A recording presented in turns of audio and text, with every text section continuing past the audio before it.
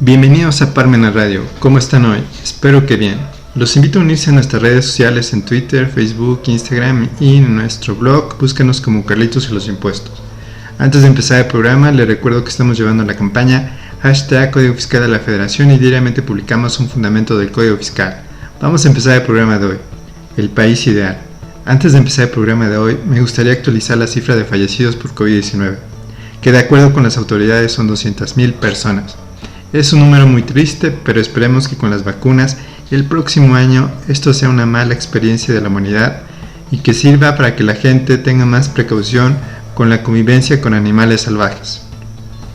El tema de hoy, el país ideal, surge de un comentario de una persona que, no siendo licenciado en Derecho o economista, hace un gran análisis de lo que sería un país ideal. Cuando lo escuché por primera vez, me sorprendió todo lo que dice y que si los políticos lo hicieran realidad, tendríamos un país ideal. Voy a transcribir textualmente lo que dice en el video para después explicar cómo sería posible lo que dice de acuerdo con derecho. El título del video dice: este video merece ser compartido 10 millones de veces. Vamos a ver qué dice este ciudadano de a pie, muy sabio por cierto. Cada vez que hay una elección votamos por el más hermoso, por el más popular y por el que más ayuda con alguna despensa. Los ciudadanos no necesitamos ayuda, necesitamos que el gobierno pueda crear condiciones para que los ciudadanos puedan trabajar, condiciones para que puedan estudiar, condiciones para que puedan tener vivienda, salud, transporte. Además, que los gobernantes que están a cargo de estos sistemas de salud, esos gobernantes usen ellos y sus familias los hospitales públicos. También, los que están a cargo de las escuelas públicas utilicen esas escuelas, sus familias. Los gobernantes deben de actuar lo mejor posible. Cuando escuché este comentario, me dejó sorprendido porque es todo lo que he tratado de decirles a lo largo de este tiempo de este programa denominado Carlitos y los Impuestos. Es decir, que con los impuestos el Estado los ocupe principalmente para otorgarnos nuestros derechos humanos, que vienen en la primera parte de la Constitución Política de los Estados Unidos Mexicanos.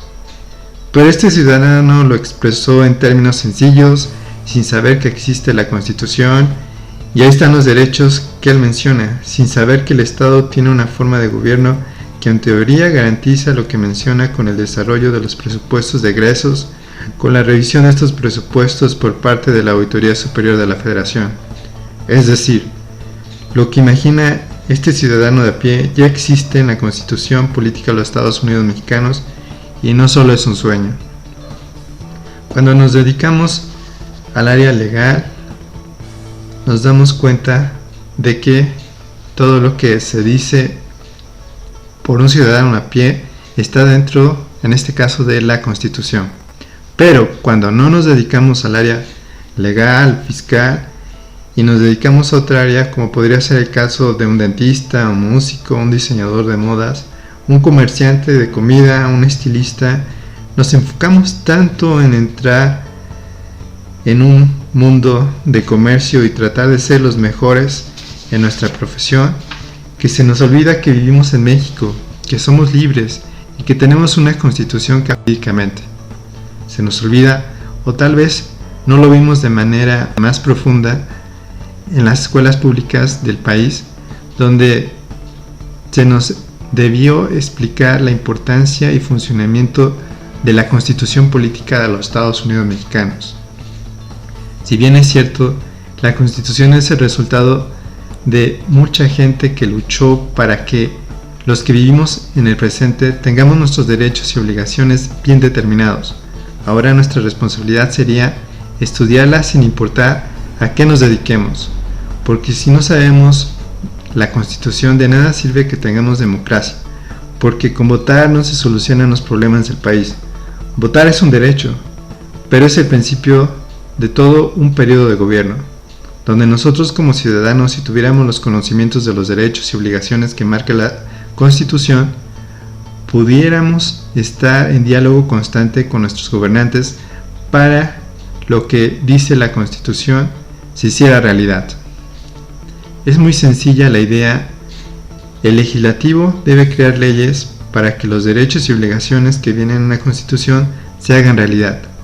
y el Ejecutivo debe de velar esas leyes para que se cumplan correctamente. Así de simple.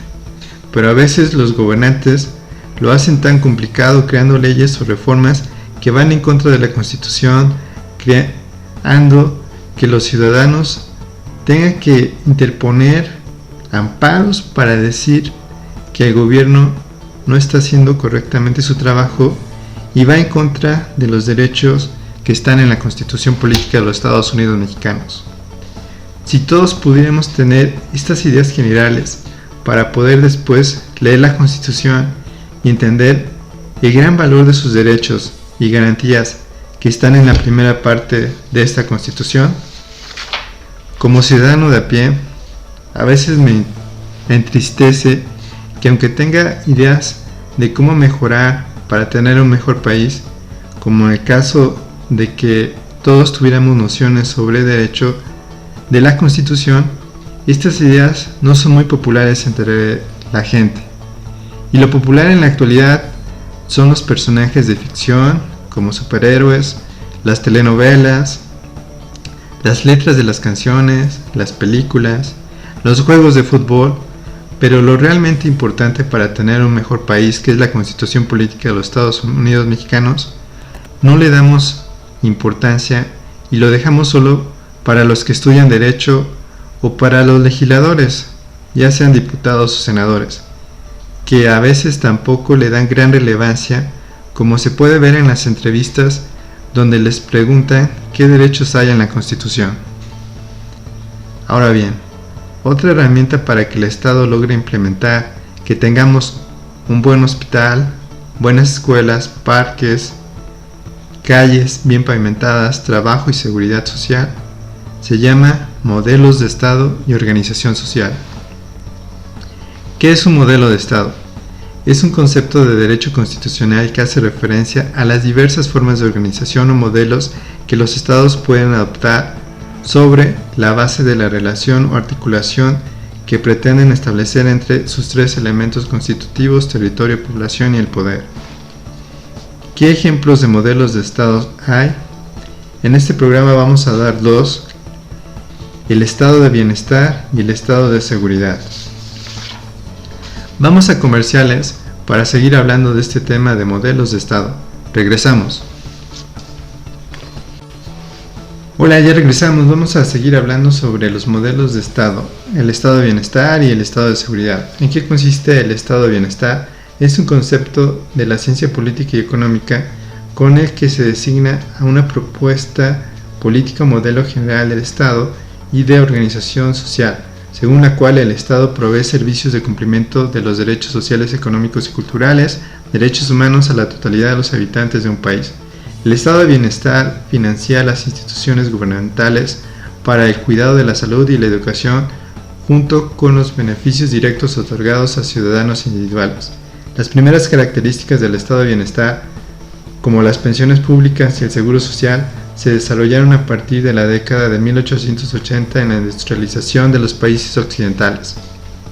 La noción de Estado benefactor tiene su origen en el año 1946 como consecuencia de la experiencia traumática de la crisis generalizada producto de la Gran Depresión, que generalmente se considera que culminó en la Segunda Guerra Mundial.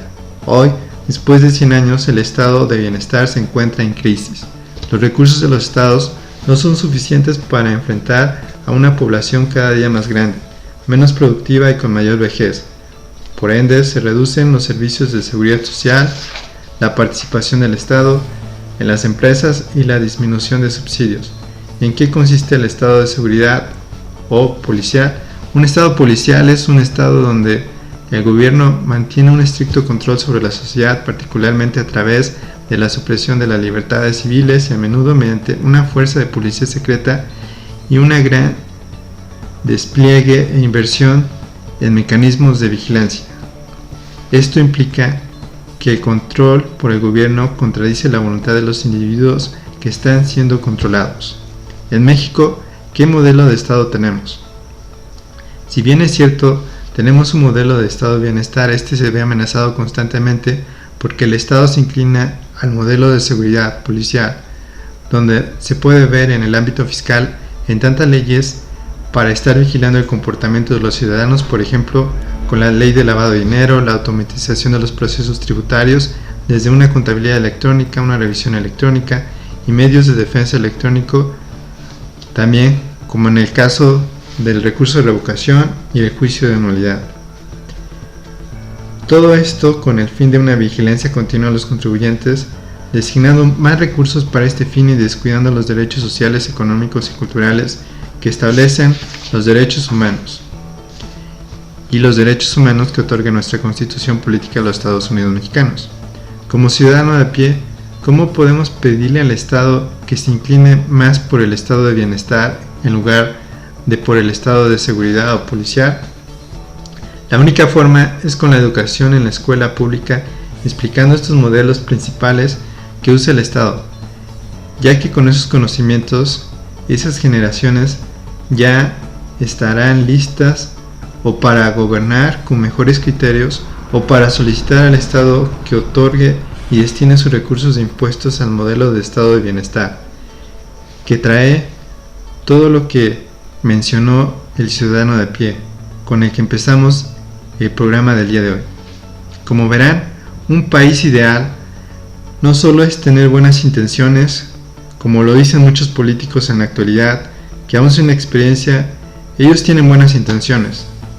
Tener un mejor país y tener las bases de conocimientos jurídicos para que logremos tener un mejor país es la combinación perfecta.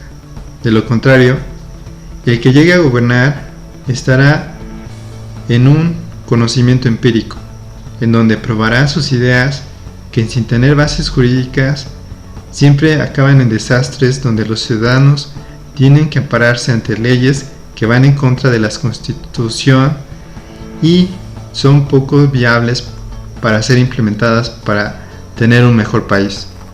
Espero les haya gustado el programa de hoy, donde dimos nuestro punto de vista de un país ideal.